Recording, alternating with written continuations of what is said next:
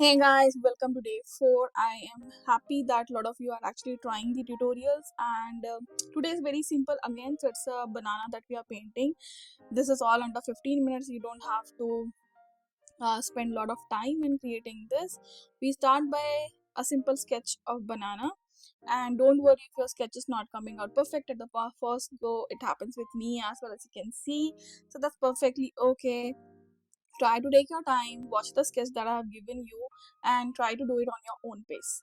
So once you think that your sketch is like correct and done, now it is looking good, I think it is now time to start our painting. And for this particular sketch, I wanted to make you guys understand how you can use complementary colors to benefit you guys. As in, so a lot of times you would have heard me or the other artists saying that you do not mix complementary colors together because then they form muddy colors. But then there's a second aspect to it also, where what you can do to actually accentuate your painting or use complementary colors in your favor, right? So this is me starting in a very unusual way, but we are doing underpainting using purple color for banana.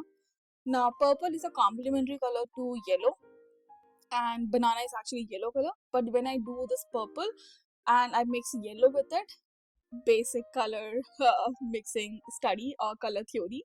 If you don't know about color theory, please click on the link above, and I have a full tutorial about color theory. Okay, so just make sure that you are listen to this also.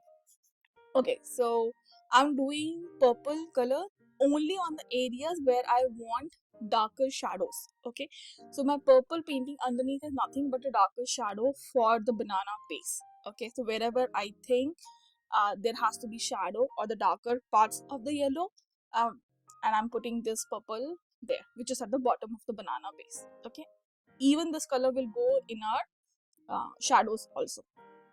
Once you're done with this, you take your yellow. So I'm using gomboge yellow for this. You can also try with yellow ochre in a diluted form, but I'll say that for the base layer, go with gomboge yellow or cadmium yellow, and then do the same purple, right, to make it a bit darker or slightly muddy. That's gonna do the job. Okay, so once you take, and this, if you remember, is watching me very carefully, I'm doing all wet on dry. I'm not using wet on wet here, I'm using all wet on dry. So now we start by layering, and I have done this, right? So if you are observing it carefully, I'm now overlaying the yellow on top of that purple. So what it did, it actually made the yellow darker. That's what we wanted, right?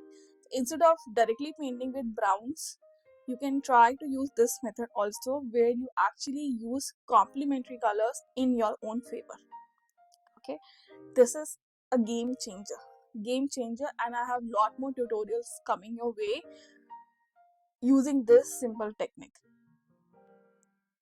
Now either you can use your browns, or you can again use purples to make the details of the banana, as you prefer, but I've showed you the way of how you can do it.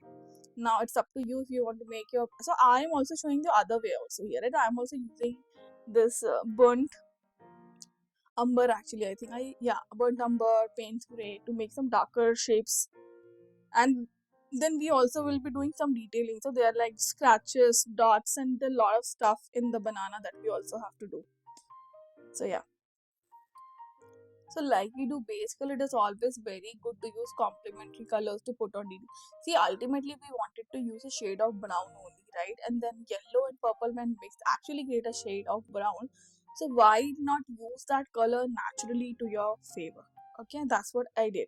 Now the bottom part of the banana is darker and it's brownish, but I wanted to give it a yellow orange tint.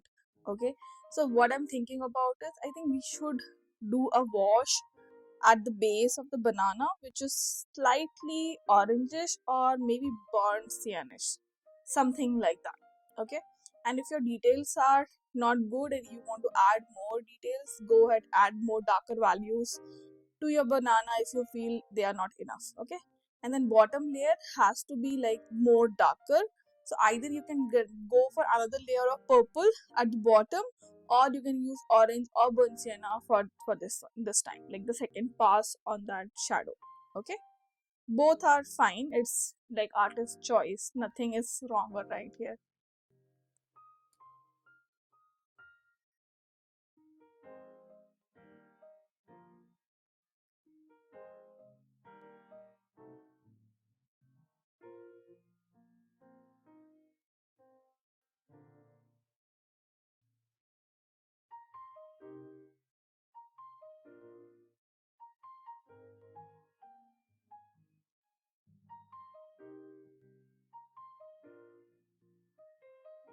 As I said earlier, we're gonna use purple for the shadows part as well, and this is the last bit to this banana tutorial.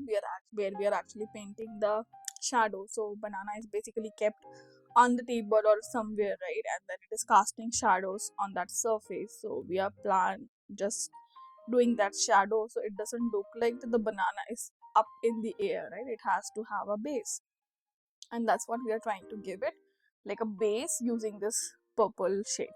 Okay, also very important that where your subject is touching the surface, when your subject is touching the surface, the shadows around that areas will be like very dark. Okay, and as you move forward it has to soften up, it cannot have hard edges. So that's why I'm taking a damp brush and going at the outer edges to soften that, because we can't have hard edges for the shadow has to be softer. Okay, and then you can always go ahead and do the darker ones near the surface at the point where the subject and the surface are touching each other. See, it lifts your subject up. I think that's it for this banana. Keep watching me. I think nothing much is left to explain here. And I am so excited for the day 5, and I have a wonderful surprise for all of you.